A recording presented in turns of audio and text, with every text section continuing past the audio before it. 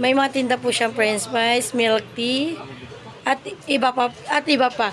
Tara, samahan niyo po tayo sa kanyang munting tindahan. Ito po yung kanyang barber shop. May customer po siya. Ayan, milk tea shop. Ito po yun. Yan po. Gano'ng katagal ka na nagtitinda ng ng milk tea? 4 years na. 4 years. So, si Kuya, gano'ng katagal ka nagba-barbershop, Kuya? 4 years na din siya. Ay, ang itong dalawang mag-asawa po na ito ay napakasipag kasi sabay po nilang binuksan ang milk tea shop at barbershop.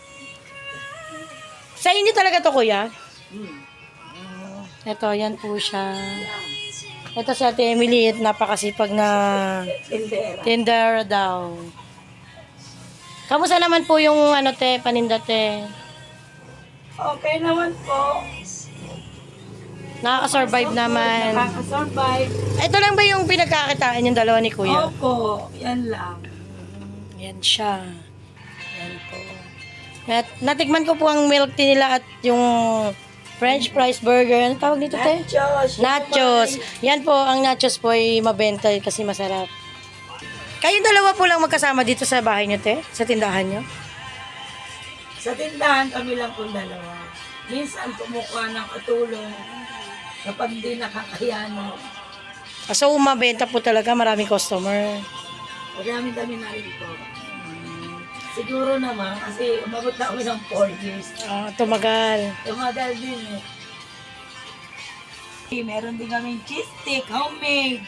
Homemade po lahat yung nyo. Homemade po, may mga brownies, homemade din po yan. Konting sipag lang para dumami. Sa puhunan naman po, sarili nyo naman po puhunan. Nagsimula sa maliit na puhunan po, sarili sikap. Sa kanila nyo po makikita ang isang hemplo ng kasipagan sa pamumuhay. Nagsusumikap, lumalaban ng patas sa buhay. Kaya po sila po yung inspirasyon natin. Kahit may... Senior ka na ba po, Kuya? Kahit senior na po ay pilit pa rin po niyang naghanap buhay. Hindi siya umaasa sa kanyang mga anak. Sariling sikap nilang mag-asawa at sana tularan sila ng iba nating mga kababayan na nagsusumikap sa buhay at lumalaban ng patas. Hanggang dito na lang po yung pagbablog ko. Maraming salamat po sa inyong lahat. Ate Emily, where are you na? Ito si Ate Emily. Ano po masasabi nyo? Maraming salamat sa pag-interview. At nawa makarating sa kataas-taasan.